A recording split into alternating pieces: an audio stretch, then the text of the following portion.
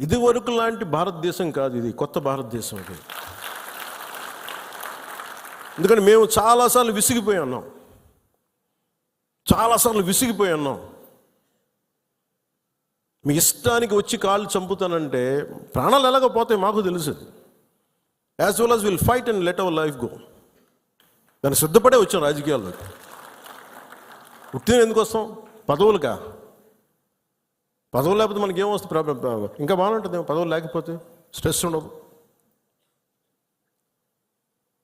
అందుకని పదవులు ఆశించేది ఏది ఎవరైనా సరే ఇది బాధ్యత. ఇది మనందరం బలంగా మాట్లాడాలి.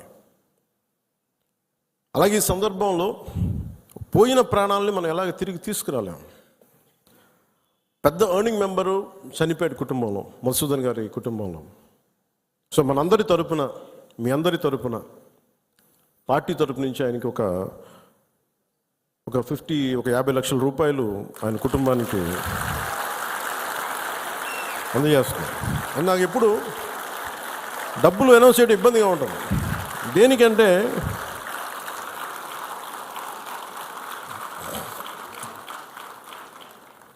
దేనికంటే మనిషి ప్రాణాలకు విలువ కట్టడం నాకు ఇష్టం ఉండదు.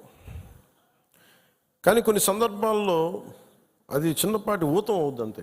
పిల్లల చదువులకు కావచ్చు, ఇంకోటి కావచ్చు. ఇవన్నీ కాకుండా మధుసూదన్ గారి కుటుంబానికి, వారి కుటుంబ సభ్యులందరికీ ఈ సందర్భంగా నేను ఒకటే విన్నవించుకుంటున్నాను. మీకు ఏ కష్టం వచ్చినా సరే మేము ఉన్నాం, మేము మీతో ఉన్నాం. ఏదో ఈరోజు ఒక 50 లక్షలు ఇచ్చి మిమ్మల్ని వదిలేయటం కాదు. మీకు ఏ కష్టం ఉన్నా సరే వాళ్ళకి మన పేషెంట్ నెంబర్స్ కూడా ఇచ్చాను. Any time you can reach out. మీకు ఏది అవసరం ఉన్నా. ఎందుకంటే చెప్పిరావు ఉపద్రవాలు. అని నాకు ఏమనిపించిందంటే, ఆ పిల్లోడిని మాట్లాడుతుంటే, మధుసూదన్ గారి కొడుకుని చూస్తుంటే ఒక్క సంఘటనకి పెద్దోడు అయిపోయాడు అబ్బాయి. 10 ఏళ్ళు ఏజ్ వచ్చేసింది. 10 ఏళ్ళు ఎంత ఉంటాయి అంతే, 10-11 ఉంటాయి అంతే. ఒక 20 ఏళ్ళ కుర్రోడు ఎలా మాట్లాడుతాడో అలా మాట్లాడుతున్నాడు అబ్బాయి. ఒక చిన్నపాటి సంఘటన చాలు. నేను చాలాసార్లు అనుకుంటాను, పాలిటిక్స్లో రాకముందు రిస్క్ అది ఇది అనుకుంటే, నేను అనుకునేవాడిని సింపుల్గా రోడ్డు మీద వెళ్తుంటే కూడా చచ్చిపోవచ్చు కదా.